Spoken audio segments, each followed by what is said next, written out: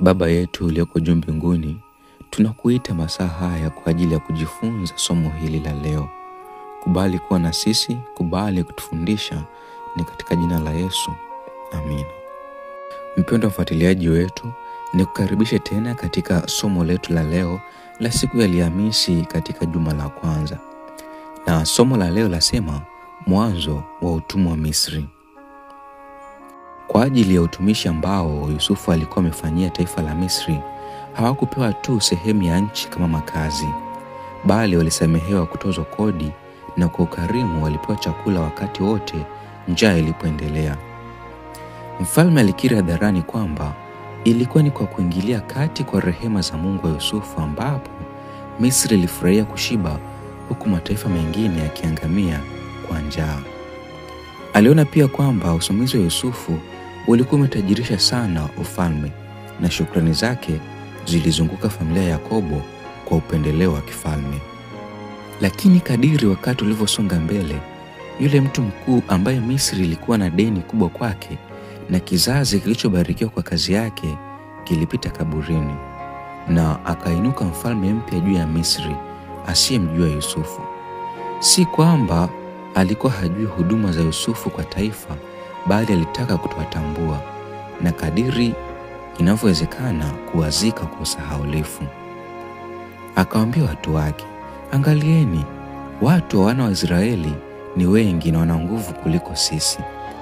Wasije wakaongezeka na ikawa vita yote itakapotokea wakajiunga na adui zetu na kupigana nasi, na hivyo wakakwea kutoka katika nchi. Waisraeli walikuwa tayari wamekuwa wengi sana, walizaa sana na kuongezeka sana na kuwa na nguvu nyingi sana, na hiyo nchi ilikuwa imejaa watu wao.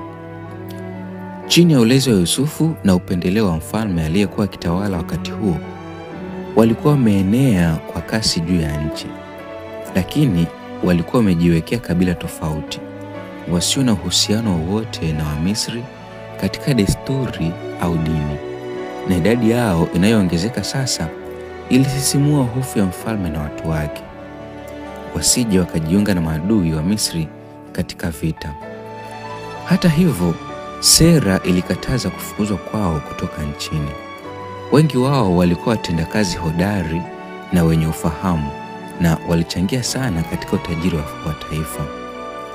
Mfalme alihitaji vibarua kama hawa kwa ajili ya kusimamisha majumba yake ya kifahari na mahekalu.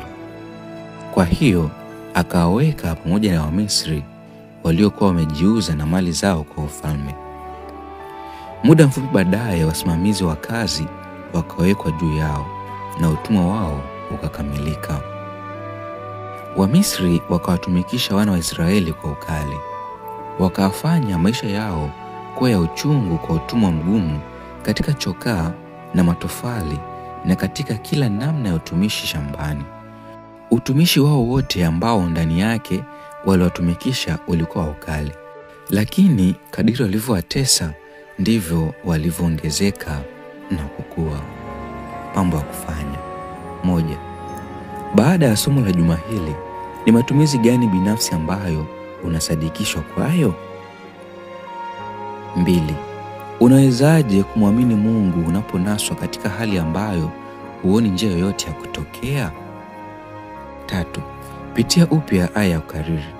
Imetumika vipi katika maisha yako juma hili? Bwana akubariki unapoendelea kutafakari.